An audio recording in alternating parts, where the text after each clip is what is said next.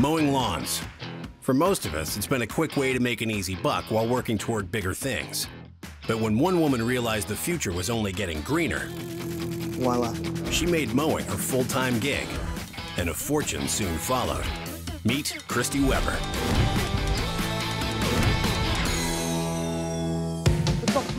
I'm Christy Webber, and I've turned mowing and plowing into a multi-million-dollar business.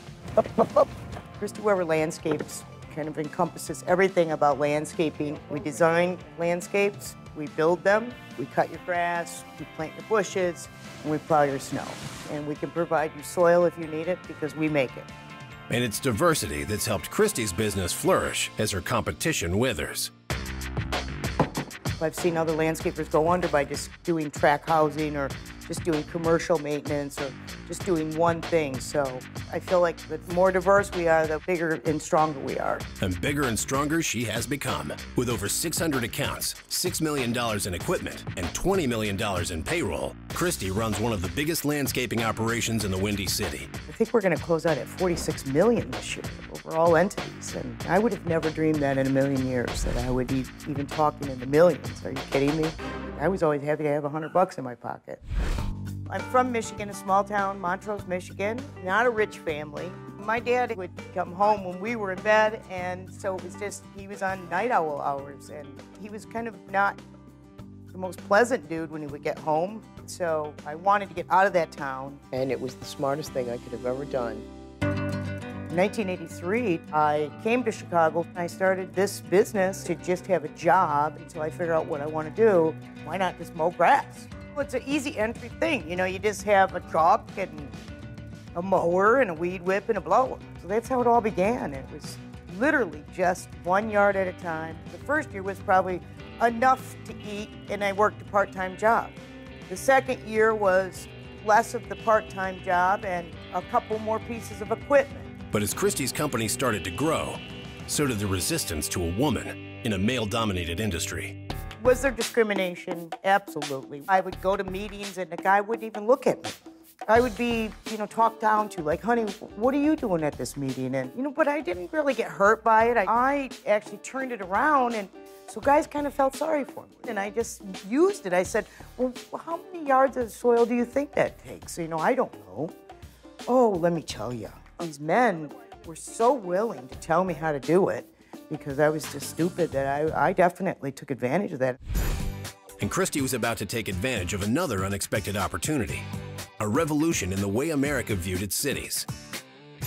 Things were exploding back then. It was 1988, 89. Everybody was trying to figure out how we were going to keep people staying in cities. So there became this sort of urban renewal in many cities. A lot of flowers and plants, trees and medians and all this different stuff for parks, and it just exploded. With Christy's residential business in full bloom, city officials took notice and awarded her the landscaping account for Millennium Park, one of Chicago's top tourist sites. The city of Chicago took a chance on me, and I still am grateful that they took that chance. Please, Christy, you earned it. Today, Christy's company is one of the most sought-after landscapers in Chicago. I never thought I could take a blue-collar thing, landscaping, grass cutting, and make it into this multi-million-dollar business. I mean, it's afforded me just a life I never would imagine. I have a beautiful home in Wicker Park, which is sort of a prestigious neighborhood on the west side. We live in 4,500 square feet. I mean, I only dreamed about having a house like this, sort of a mini mansion. I have a couple hot rods, 3-4 motorcycles. I can vacation, go places I could have never dreamed of. I love good clothes. I bought this beautiful Armani Collecciono.